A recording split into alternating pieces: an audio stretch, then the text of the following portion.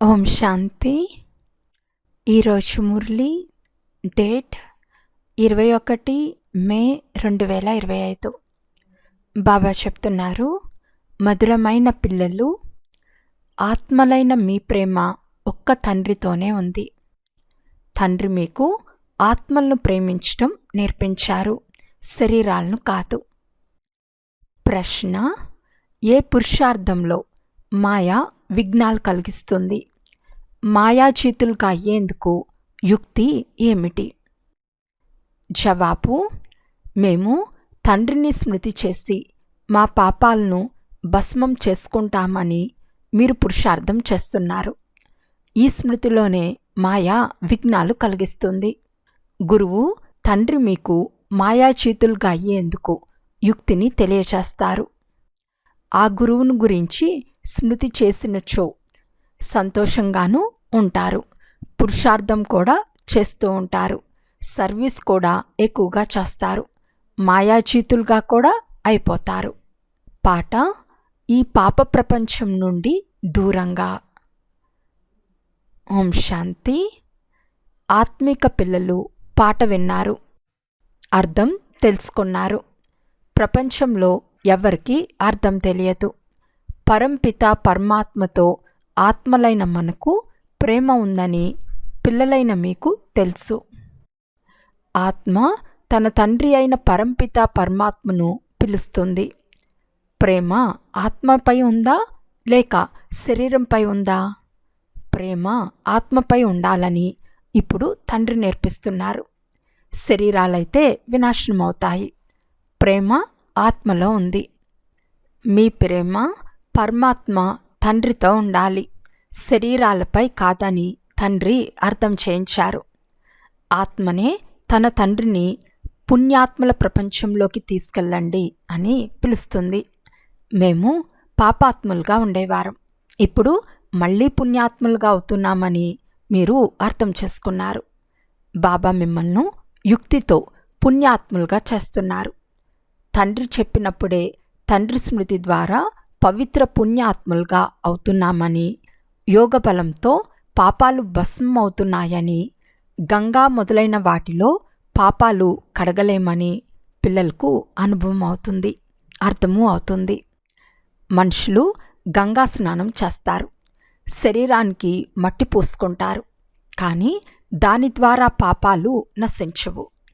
ఆత్మలోని పాపాలు యోగ బలంతోనే తొలగిపోతాయి, మలినాలు తొలగిపోతాయి. ఇది పిల్లలకు మాత్రమే తెలుసు. అంతేకాక మేము తండ్రిని స్మృతి చేస్తూనే మా పాపాలు భస్మమవుతాయని నిశ్చయం ఉంది. నిశ్చయం ఉంటే పురుషార్థం చేయాలి కదా. ఈ పురుషార్థంలోనే మాయ విఘ్నాలు కలిగిస్తుంది. రుస్తంతో మాయ కూడా రుస్తంగా అయి యుద్ధం చేస్తుంది, కచ్చాగా ఉన్నవారితో పోరాడుతూ. మేము మాయాచీతులు, జగచ్చీతులుగా అవ్వాలనే ధ్యాస పిల్లలకు సదా ఉండాలి. మాయాచీతులే జగచ్చీతులు. దీని అర్థం కూడా ఎవరికీ తెలియదు. మీరు మాయను ఎలా జయించవచ్చో తండ్రి అర్థం చేయిస్తున్నారు. మాయ కూడా సమర్థమైంది కదా. పిల్లలకు గురువు లభించారు. ఆ గురువును కూడా ఎవరో కొంతమందే నెంబర్ వారుగా తెలుసుకున్నారు. తెలుసుకున్న వారికి సంతోషం కూడా ఉంటుంది. వారు స్వయం పురుషార్థం కూడా చేస్తారు, సర్వీస్ కూడా చాలా చేస్తారు. అమర్నాథ్కు చాలామంది వెళ్తారు. ఇప్పుడు విశ్వంలో శాంతి ఎలా స్థాపించబడుతుంది అని మనుషులంతా అడుగుతారు. సత్యుగంలో సుఖశాంతులు ఎలా ఉండేవో మీరు అందరికీ రుజువు చేసి చెప్పగలరు. అప్పుడు మొత్తం విశ్వమంతటా శాంతి ఉండేది. ఈ లక్ష్మీనారాయణల రాజ్యం ఉండేది. అప్పుడు ఇతర ఏ ధర్మము ఉండేది కాదు. నేటి నుండి 5000 సంవత్సరాల క్రితం సత్యుగం ఉండేది. తర్వాత సృష్టి చక్రం తిరగాలి. నేటి నుండి 5000 సంవత్సరాల క్రితం సత్యుగం ఉండేది. తర్వాత సృష్టి చక్రం తిరగాలి. చిత్రాల ద్వారా మీరు పూర్తి స్పష్టంగా తెలియచేస్తారు. కల్పక్రితం కూడా ఇటువంటి చిత్రాలు తయారు చేశారు. రోజుకు ప్రగతి అవుతూ ఉంటుంది. అక్కడక్కడ పిల్లలు చిత్రాలలో తిథి తారీఖులు రాయటం మర్చిపోతారు. లక్ష్మీనారాయణల చిత్రంలో తిథి తారీఖులు తప్పకుండా ఉండాలి. మనం స్వర్గవాసులుగా ఉండేవారం. ఇప్పుడు మళ్ళీ అలా అవ్వాలని పిల్లలైన మీ బుద్ధిలో కూర్చుంది కదా. ఎవరు ఎంత పురుషార్థం చేస్తారో అంత పదవిని పొందుతారు. ఇప్పుడు తండ్రి ద్వారా మీరు జ్ఞాన అథారిటీగా అయ్యారు. భక్తి ఇప్పుడు సమాప్తమవుతుంది. సత్యత్రేతాయుగాలలో భక్తి ఉండదు. తర్వాత అర్ధకల్పం భక్తి నడుస్తుంది. ఇది కూడా పిల్లలకు ఇప్పుడే అర్థమవుతుంది. అర్ధకల్పం తర్వాత రావణ రాజ్యం ప్రారంభమవుతుంది. మొత్తం ఆటంతా భారతవాసులపైనే ఉంది. 84 జన్మల చక్రం కూడా భారతదేశం పైననే ఉంది. భారతదేశమే అవినాశి ఖండం. ఇది కూడా ఇంతకుముందు తెలియదు. లక్ష్మీనారాయణను గాడెస్సెస్ అని అంటారు కదా. ఎంత శ్రేష్టమైన పదవి. చదువంతా సహజం. ఈ 84 జన్మల చక్రాన్ని పూర్తి చేసి మళ్ళీ మనం తిరిగి వెళ్తాం. 84 జన్మల చక్రం అంటూనే బుద్ధి పైకి వెళ్ళిపోతుంది. ఇప్పుడు మీకు మూలవతనము, సూక్ష్మవతనము, స్థూలవతనము అన్నీ గుర్తున్నాయి. స్థూలవతనం ఏమిటో ఇంతకుముందు తెలిసేది కాదు. అక్కడ సైగలతో ఎలా సంభాషిస్తారో ఇప్పుడు మీకు తెలుసు. మూగీ సినిమాలు కూడా ఉండేవి. మీకు అర్థం చేయించేందుకు సహజమవుతుంది. సైలెన్స్, మూవీ, టాకీ ఇదంతా మీకు తెలుసు. లక్ష్మీనారాయణల రాజ్యం నుండి ఇప్పటి వరకు జరిగిన మొత్తం చక్రమంతా మీ బుద్ధిలో ఉంది. గృహస్థ వ్యవహారంలో ఉంటూ మేము పావనంగా అవ్వాలనే చింత, తపన మీకు ఉండాలి. తండ్రి చెప్తున్నారు, గృహస్థ వ్యవహారంలో ఉంటున్న ఈ పాత ప్రపంచంపై మమత్వంను తొలగించండి. పిల్లలు మొదలైన వారిని భలే సంభాళించండి. కానీ బుద్ధి తండ్రి వైపు ఉండాలి. చేతులతో పనిచేస్తున్న బుద్ధి తండ్రి వైపు ఉండాలని అంటారు కదా. పిల్లలకు తినిపించండి, త్రాగించండి, స్నానం చేయించండి. కానీ బుద్ధిలో తండ్రి స్మృతి ఉండాలి. ఎందుకంటే ఆత్మపై పాపభారం చాలా ఉందని మీకు తెలుసు. కావున బుద్ధి తండ్రి వైపే జోడింపబడి ఉండాలి. ఆ ప్రియుణ్ణి చాలా చాలా స్మృతి చేయాలి. ప్రియతముడైన తండ్రి ఆత్మలందరికీ చెప్తున్నారు, నన్ను స్మృతి చేయండి. ఈ పాత్ర కూడా ఇప్పుడు నడుస్తోంది. తిరిగి 5000 సంవత్సరాల తర్వాత నడుస్తుంది. తండ్రి ఎంత సహజయుక్తిని తెలియచేస్తారు. ఎటువంటి కష్టమూ లేదు. మేము ఇది చేయలేము, మాకు చాలా కష్టం అనిపిస్తుంది, స్మృతి యాత్ర చాలా కష్టమని కొంతమంది అంటారు. అరే, మీరు మీ తండ్రిని స్మృతి చేయలేరా? తండ్రిని మర్చిపోరాదు. తండ్రిని బాగా స్మృతి చేయాలి. అప్పుడే వికర్మలు వినాశనమవుతాయి. మీరు సదా ఆరోగ్యవంతులుగా అవుతారు. లేకుంటే అవ్వలేరు. మీకు చాలా మంచి నెంబర్ 1 స్థిరమైన సలహా లభిస్తుంది. స్థిరమైన ఔషధం ఉంటుంది కదా. ఈ యోగ బలంతో మీరు 21 జన్మలకు ఎప్పుడూ రోగులుగా అవ్వరు అని గ్యారంటీ ఇస్తున్నాము. కేవలం తండ్రిని స్మృతి చేయండి. ఎంత సహజమైన యుక్తి. భక్తి మార్గంలో తండ్రి ఎవరో తెలియకుండా స్మృతి చేసేవారు. ఇప్పుడు తండ్రి కూర్చుని అర్థం చేస్తున్నారు. కల్పకృతం కూడా మీ వద్దకు వచ్చాము, పురుషార్థం చేశామని మీకు పక్కా నిశ్చయం అయిపోయింది. మనమే రాజ్యం చేసేవారం, తర్వాత మనమే రాజ్యం పోగొట్టుకున్నాము. ఇప్పుడు మళ్ళీ తండ్రి వచ్చారు. వారి నుండి రాజ్యభాగ్యంను తీసుకోవాలి. తండ్రి చెప్తున్నారు, నన్ను స్మృతి చేయండి, రాజ్యాన్ని స్మృతి చేయండి. మన్మనాభవ. అంతిమతే సోగతి అవుతుంది. ఇప్పుడు నాటకం పూర్తి అవుతుంది. తిరిగి వెళ్ళిపోతాము. అందర్నీ తీసుకెళ్లేందుకు బాబా వచ్చారు. ఉదాహరణకి వరుడు వధువును తీసుకెళ్లేందుకు వస్తాడు కదా. అత్తగారింటికి వెళ్తున్నానని వధువుకు చాలా ఖుషి ఉంటుంది. మీరందరూ ఒక్క రాముని సీతలు. సీతలైన మిమ్మల్ని అందరినీ రావణుని జైలు నుండి విడుదల చేసి రాముడే తీసుకెళ్తారు. ముక్తి ప్రదాత ఒక్కరే. వారు రావణ రాజ్యం నుండి విముక్తులుగా చేస్తారు. ఇది రావణ రాజ్యమని కూడా చెప్తారు, కానీ యథార్థంగా అర్థం చేసుకోలేరు. ఇప్పుడు పిల్లలకు అర్థం చేయించబడుతుంది. ఇతరులకు అర్థం చేయించేందుకు చాలా మంచి మంచి పాయింట్లు ఇవ్వబడతాయి. బాబా అర్థం చేయిస్తున్నారు. విశ్వంలో శాంతిని కల్పకృతం వలె తండ్రి స్థాపన చేస్తున్నారని రాయండి. బ్రహ్మ ద్వారా స్థాపన అవుతూ ఉంది. విష్ణువు రాజ్యం ఉన్నప్పుడు విశ్వంలో శాంతి ఉండేది కదా. విష్ణువు అనగా లక్ష్మీనారాయణులు. ఇది కూడా ఎవ్వరూ అర్థం చేసుకోరు. విష్ణువు, లక్ష్మీనారాయణులు, రాధాకృష్ణులు వేరువేరుగా భావిస్తారు. ఇప్పుడు మీరు అర్థం చేసుకున్నారు. స్వదర్శన చక్రధారులు కూడా మీరే. శివబాబా వచ్చి సృష్టి చక్ర జ్ఞానంను ఇస్తున్నారు. వారి ద్వారా ఇప్పుడు మనం కూడా మాస్టర్ జ్ఞానసాగరులుగా అయ్యాము. మీరు జ్ఞాన నదులు కదా. ఇది పిల్లల పేరే. భక్తి మార్గంలో మనుషులు ఎన్నో స్నానాలు చేస్తున్నారు, ఎంతో వెతుకుతూ ఉన్నారు, ఎన్నెన్నో దానపుణ్యాలు వగేరా చేస్తూ ఉన్నారు. ధనవంతులు ఎన్నో దానాలు చేస్తూ ఉంటారు, బంగారాన్ని కూడా దానం చేస్తారు. ఎంతగా వెతికామో ఇప్పుడు మీరు అర్థం చేసుకున్నారు. ఇప్పుడు మనం హఠయోగులము కాదు, రాజయోగులం. పవిత్ర గృహస్థ ఆశ్రమంలో ఉండేవారం. రావణ రాజ్యంలో అపవిత్రంగా అయ్యాము. డ్రామానుసారం తండ్రి మళ్ళీ గృహస్థ ధర్మాన్ని తయారు చేస్తున్నారు. ఇతరులెవ్వరూ చేయలేరు. మీరందరూ పవిత్రంగా అయితే ప్రపంచం ఎలా నడుస్తుంది అని మనుషులు ప్రశ్నిస్తారు.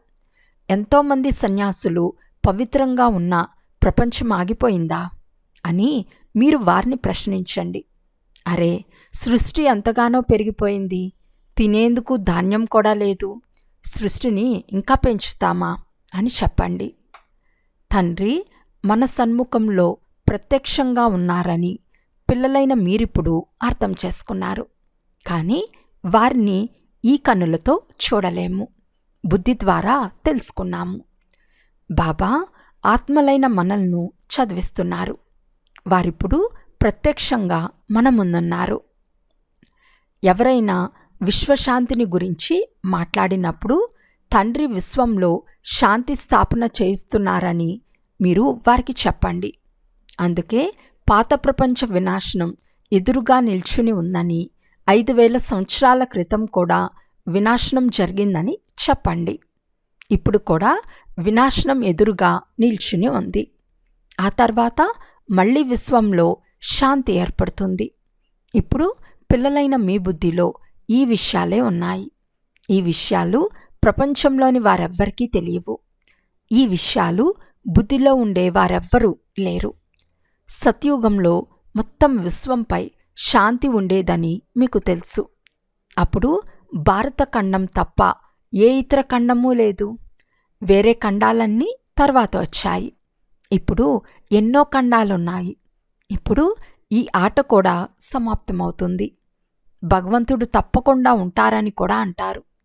కానీ భగవంతుడు ఎవరో, ఏ రూపంలో వస్తారో వారికి తెలియదు. కృష్ణుడు అయ్యేందుకు సాధ్యం లేదు. ఏ ప్రేరణ లేక శక్తితో కార్యం చేయించలేరు. తండ్రి అత్యంత ప్రియమైనవారు. వారి ద్వారా వారసత్వం లభిస్తుంది. తండ్రియే స్వర్గస్థాపన చేస్తున్నారు కనుక తప్పనిసరిగా పాత ప్రపంచ వినాశనం కూడా వారే చేయిస్తారు. సత్యుగంలో ఈ లక్ష్మీనారాయణులు ఉండేవారని మీకు తెలుసు. ఇప్పుడు మళ్ళీ స్వపురుషార్థం ద్వారా ఇలా అవుతున్నారు. నష ఉండాలి కదా. భారతదేశంలో రాజ్యం చేసేవారు. శివబాబా రాజ్యం ఇచ్చి వెళ్ళారు. శివబాబా రాజ్యం చేసి వెళ్ళారని అన్నారు. భారతదేశానికి రాజ్యం ఇచ్చి వెళ్ళారు. లక్ష్మీనారాయణులు రాజ్యపాలన చేసేవారు కదా.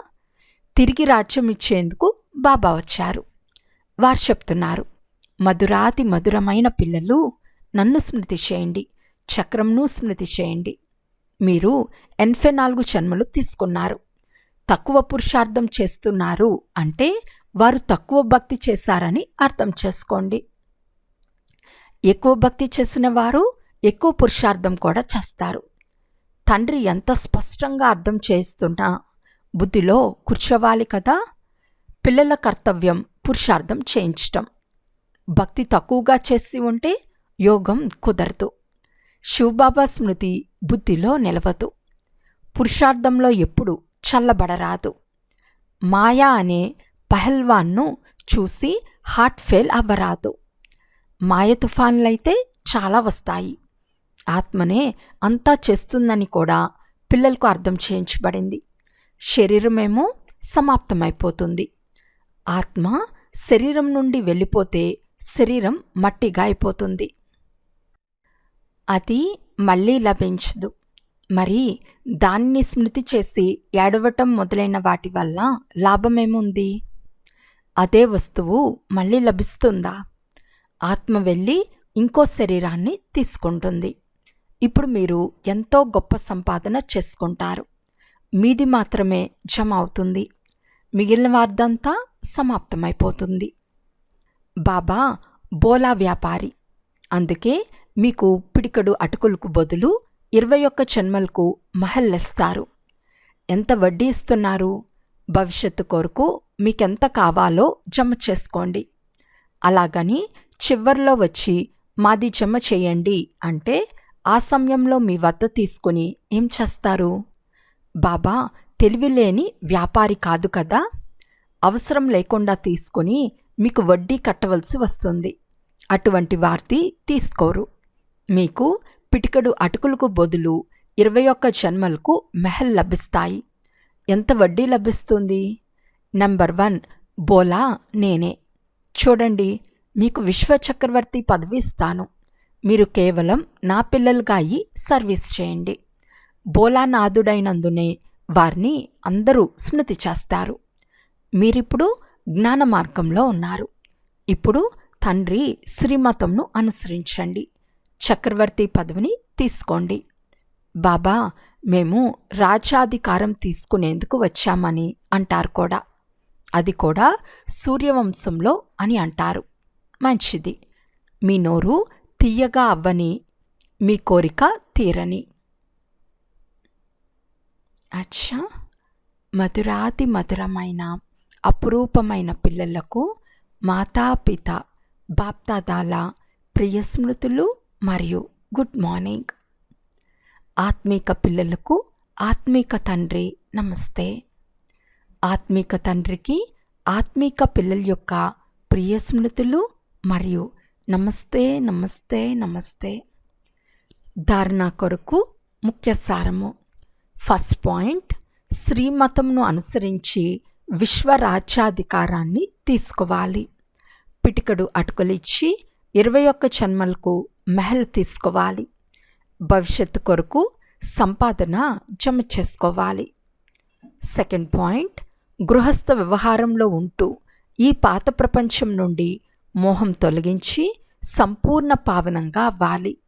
అన్నీ చేస్తున్న బుద్ధి తండ్రితో జోడింపబడి ఉండాలి. ఈరోజు వరదానము. మనసా శుభభావన ద్వారా పరస్పరం ఒకరినొకరు ముందుకు తీసుకెళ్లే విశ్వ కళ్యాణకారి భవ. ఒకవేళ ఎవరైనా ఏదైనా తప్పు చేస్తూ ఉంటే వారిని పరవశులుగా భావించి దయాదృష్టితో పరివర్తన చేయండి. తర్కించకండి. ఒకవేళ ఎవరైనా ఏదైనా అడ్డంకితో ఆగిపోతే మీ పని వారిని దాటుకుని వెళ్ళిపోవటమా, లేక వారిని కూడా మీ సాథీగా చేసుకుని అవతలికి తీసుకెళ్లటమా?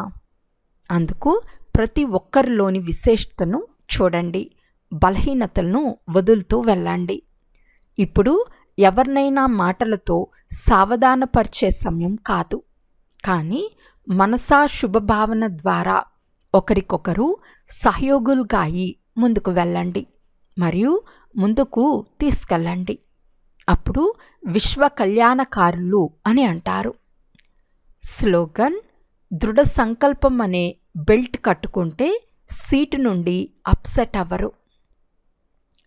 అవ్యక్త సూచన: ఆత్మిక రాయల్టీ మరియు పవిత్రతా పర్సనాలిటీని ధారణ చేయండి. పవిత్రత యొక్క దీపాన్ని నలువైపులా వెలిగించినప్పుడు ప్రత్యక్షతా సూర్యుడు ఉదయిస్తాడు. ఎలాగైతే వారు దీపం తీసుకుని చుట్టూ తిరుగుతారో అలా పవిత్రత యొక్క దీపాన్ని నలువైపులా ప్రకాశింపచేయండి. అప్పుడు అందరూ తండ్రిని చూడగలరు, గుర్తించగలరు. పవిత్రత యొక్క దీపం ఎంత అచలంగా ఉంటుందో అంత సహజంగా అందరూ తండ్రిని గుర్తించగలరు. అంతేకాక పవిత్రతకు జై జయ ధ్వనులు జరుగుతాయి. అచ్చా, ఓం శాంతి.